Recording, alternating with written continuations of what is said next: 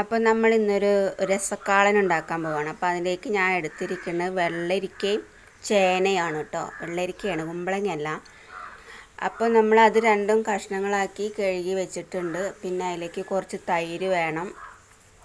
പിന്നെ അരപ്പിന് ആവശ്യമുള്ള കുറച്ച് തേങ്ങ, ഒരു അരമുറി തേങ്ങ, ഒരു മുറി തികച്ചില്ല, അരമുറി തേങ്ങ, പിന്നെ ഒരു പച്ചമുളക് എടുത്തിട്ടുണ്ട്. പിന്നെ ശർക്കര അരയ്ക്കാനുള്ളതല്ല കേട്ടോ, അത് നമ്മൾ കഷ്ണത്തിൽ കൂടെ വേവിക്കാനുള്ളതാണ്.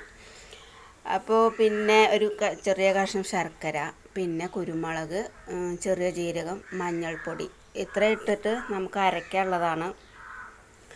ഇതാണ് അതിലേക്കുള്ള അരപ്പ് കേട്ടോ. പിന്നെ എന്താ പറയുക, പിന്നെ അവിടെ ഇരിക്കുന്നത് ഞാൻ ഇപ്പോൾ കാണിച്ചത് ഇതാണ്, ഉണക്കമുളക് ചതച്ചത്, അതും കൂടി നമുക്ക് ആവശ്യമുണ്ട് ഇതിലേക്ക്.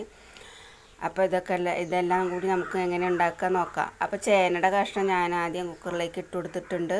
പിന്നെ വെള്ളരിക്കയുടെ കഷ്ണം ഇട്ട് കൊടുത്തു. പിന്നെ നമുക്ക് അതിലേക്ക് ഇട്ട് കൊടുക്കുന്നത് പിന്നെ ശർക്കരയാണ്. ഒരു ചെറിയ വറ്റൽമുളക് പൊടിച്ചതല്ല, ചതച്ചത്, അതിട്ട് കൊടുക്കുന്നുണ്ട്. വറ്റൽമുളക് എന്തായാലും ഇട്ട് കൊടുക്കണം കേട്ടോ. പിന്നെ കുറച്ച് തൈരാണ് ഒഴിച്ചു കൊടുത്തത് കേട്ടോ. ഒരു അര ഗ്ലാസ് തൈരുണ്ട്, അതിൻ്റെ പകുതി ഞാൻ കഷ്ണത്തിൽ ഒഴിച്ചു. പിന്നെ ശർക്കര ഇട്ടു. പിന്നെ മഞ്ഞൾപ്പൊടി, കുറച്ച് മുളക് പൊടി ഇടുന്നുണ്ട് ഒരു കളറിന് വേണ്ടിയിട്ട് കേട്ടോ. എരിവിന് നമ്മൾ പച്ചമുളകും എന്താ പറയുക കുരുമുളകും ഇടുന്നുണ്ട്, അതുകൊണ്ട് ഒരു കളറിന് വേണ്ടിയിട്ട് കുറച്ച് മുളക് പൊടി അത്രയും കൂടി ഇട്ടിട്ട്, പിന്നെ ആ കഷ്ണം വേവാനുള്ള ഉപ്പും കൂടി ഇട്ടിട്ട് കഷ്ണം വേവാനുള്ള വെള്ളം കൂടി ഒഴിച്ചിട്ട് നമുക്ക് കുക്കർ അടച്ച് ഒരു വിസിൽ വരുന്ന വരെ വേവിച്ചെടുക്കണം. ഒരു വിസിൽ വന്നിട്ട് ആവി കളഞ്ഞിട്ട് എടുത്താൽ മതി.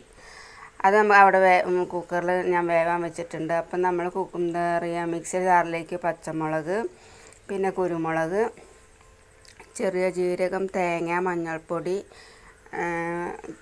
ഇട്ടിട്ടുണ്ട്. പിന്നെ നമ്മൾ ബാക്കി വന്ന തൈരും കൂടി അതിലേക്ക് ഒഴിച്ചു.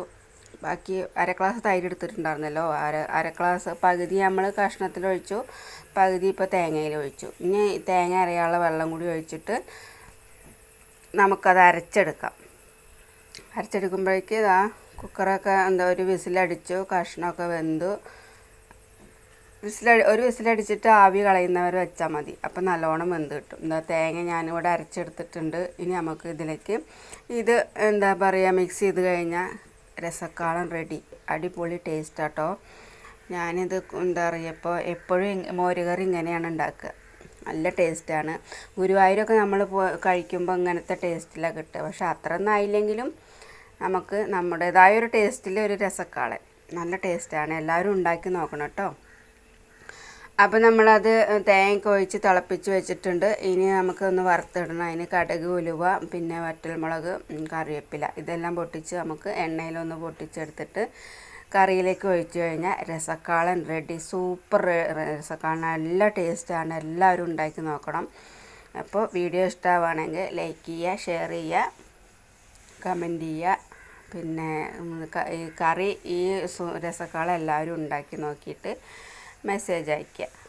Okay, bye, thank you. എല്ലാവരും വീഡിയോ ഇഷ്ടമാണെങ്കിൽ സബ് ചെയ്യണേ. എല്ലാവരും എന്നെ സപ്പോർട്ടാക്കണം. Okay, bye, thank U.